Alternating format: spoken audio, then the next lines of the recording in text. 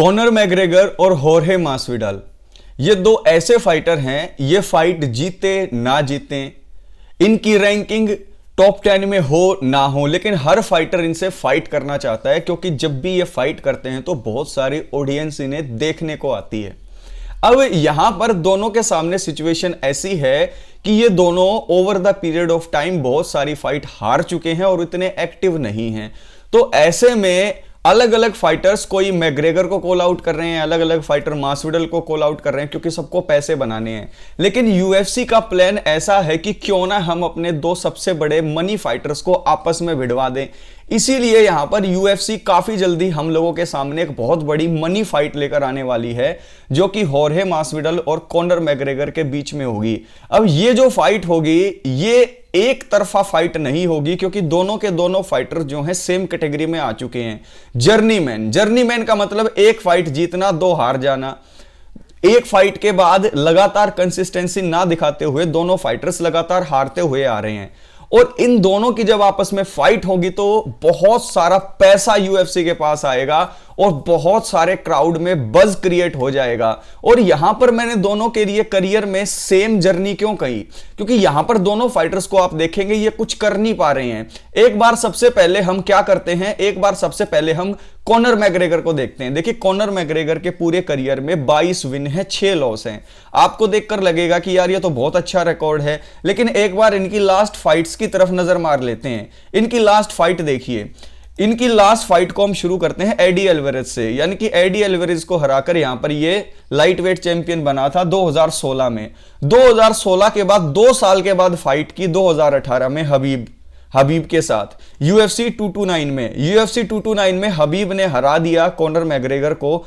फिर 2018 के बाद 2 साल तक फिर ये कोई फाइट नहीं करते हुए सिरोनी के साथ फाइट लेते हैं 2020 में।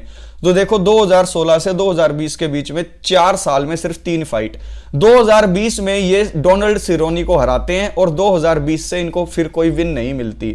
फिर डस्टिन पोरिये के साथ ये 2 बार फाइट करते हैं कॉनर मैग्रेगर 2021 में और दोनों फाइट हार जाते हैं। तो 2016 से 2021 के बीच में यानी कि लगभग 5 साल के अंदर सिर्फ 2 ही विन है। और इनके करियर को अगर आपने ध्यान दिया तो ये बात पाई कि ये 2-2 साल के अंदर एक फाइट करते हैं।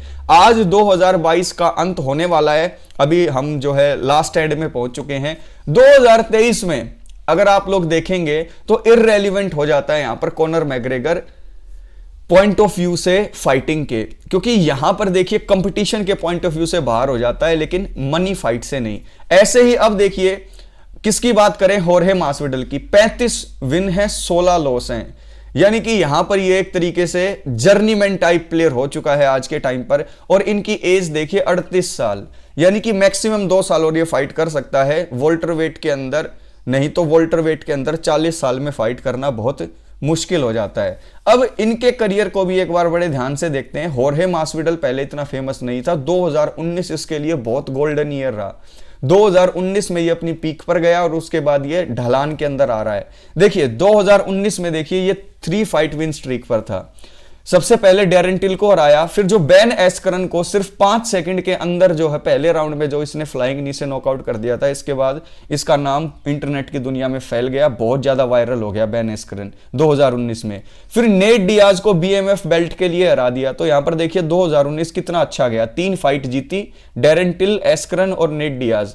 और यहां पर फास्टेस्ट नॉकआउट भी मिल गया बेन एस्करन की फाइट में और उसके रिवार्ड के रूप में अगली फाइट में यह BMF चैंपियन भी बन गया। लेकिन 2019 के खत्म होते ही इसकी किस्मत भी खत्म हो गई। 2020, 21, 22 में हर साल इसने फिर एक फाइट लड़ी, मनी फाइट, बड़ी फाइट। टाइटल शॉट मिला कमारू उस्मान के खिलाफ 2020 में, UFC 251 में हार गया। UFC 261 में दोबारा टाइटल शॉट मिला, उस्मान से नॉकआउट हो गया। फिर कोबी कोविंगटन से इसी साल जो है UFC 272 में फाइट की और ये हार गया। यानी कि 2019 के बाद से एक भी फाइट इसने जीती नहीं है।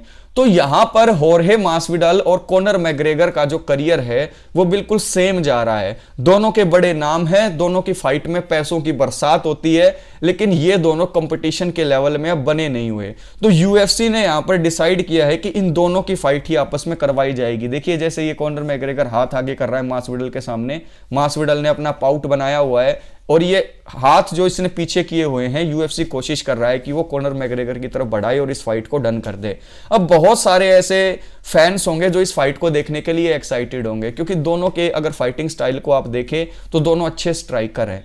अब कॉनर मैग्रेगर और यहां पर मासविडल में से जो भी फाइटर जीत जाएगा उसके लिए बेटर होगा आगे का फ्यूचर, क्योंकि दो बड़े मनी फाइटर्स हैं। अगर इनकी फाइट किसी और से करवा देते तो हो सकता था कि दोनों हार जाते, लेकिन यहां पर जब इन दोनों की ही फाइट करा देंगे, कम से कम एक ऐसा मनी फाइटर तो बचेगा जिसकी अगली फाइट से यूएफसी और पैसे कमा ले। जैसे मैग्रेगर अगर हरा देता है मासविडल को, तो मैग्रेगर की जो नेक्स्ट फाइट होगी वो और भी ज्यादा पैसे देगी यूएफसी को। अगर यहां पर मासविडल मैग्रेगर को हरा देता है तो यहां पर मासविडल की जो अगली फाइट होगी वो बहुत ज्यादा पैसा देगी। तो 5 उंगली घी में हो जाएंगी यूएफसी की अगर ये फाइट हो जाती है, क्योंकि ये फाइट भी बहुत ज्यादा रेवेन्यू लेकर आएगी। अब एक प्लस पॉइंट और भी है कि ये दोनों फाइटर जो है वो वोल्टर वेट में है। होर्हे मासविडल 185 में जाएंगे नहीं, 155 के अंदर वो आ सकते नहीं, 170 के अंदर फाइट करेंगे। और उधर अगर आप कॉनर मैग्रेगर के बॉडी फ्रेम को देखोगे तो उनके लिए भी 155 तक वेट कट करना नामुमकिन है आज के टाइम पर। और दोनों की एज को भी अगर आप देखो तो यहां पर 34 साल का मैग्रेगर है और 38 साल का है मासविडल। तो दोनों का करियर, वेट क्लास और दोनों का सिचुएशन मनी को लेकर बिल्कुल एक जैसा है। दोनों के दोनों मनी फाइटर्स हैं और जब ये दोनों आपस में भिड़ेंगे तो बहुत सारा पैसा आने वाला है। अब मुद्दा ये उठता है कि इसमें से जीत कौन सकता है। अब देखिए यहां पर कॉनर मैग्रेगर यंग है 4 साल, और यहां पर कॉनर मैग्रेगर को अगर आप देखोगे तो कॉनर मैग्रेगर का फिजिकल स्ट्रेचर और कॉनर मैग्रेगर का फाइटिंग स्टाइल जो है वो होर्हे मासविडल को परेशानी दे सकता है। होर्हे मासविडल का जो मोराल है वो 2019 में बहुत हाई था, लेकिन उसके बाद 3 साल में एक भी फाइट जीती नहीं है। लेकिन कॉनर मैग्रेगर का शुरू से ही ये चलता आया है कि वो एक फाइट बड़ी जीत जाता है और उसके बाद 2-3 साल ऐसे ही काट देता है। तो यहां पर जितने जीतने के चांस मैग्रेगर के हैं उतने ही जीतने के चांस मासविडल के हैं। और सबसे बेटर पर्सन कौन होगा जो ये बता सकता है कि ये फाइट अगर हुई, जो कि फिक्स होने ही वाली है, काफी जल्दी आपको न्यूज भी दूंगा, तो यहां पर जीत किसकी होगी, वो बेस्ट पर्सन है आप। क्योंकि यूएफसी हिंदी के अंदर जो हमारी कम्युनिटी है उनके पास इतनी नॉलेज है, इतनी नॉलेज फिरंग ऑडियंस के पास है ही नहीं। आप लोग देखते हैं कि जो आप लोगों के कमेंट्स होते हैं उसमें बहुत नॉलेज होती है। तो आप मुझे नीचे कमेंट बॉक्स में कमेंट करके बताएं कि मासविडल और मैग्रेगर की फाइट में से आपको जीतता हुआ कौन दिखाई दे रहा है।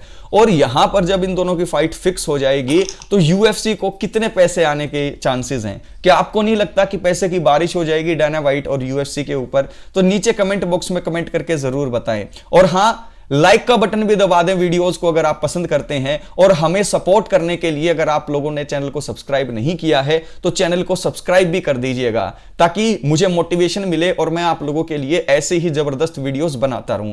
आप लोग अपना ख्याल रखिएगा। Take care. धन्यवाद।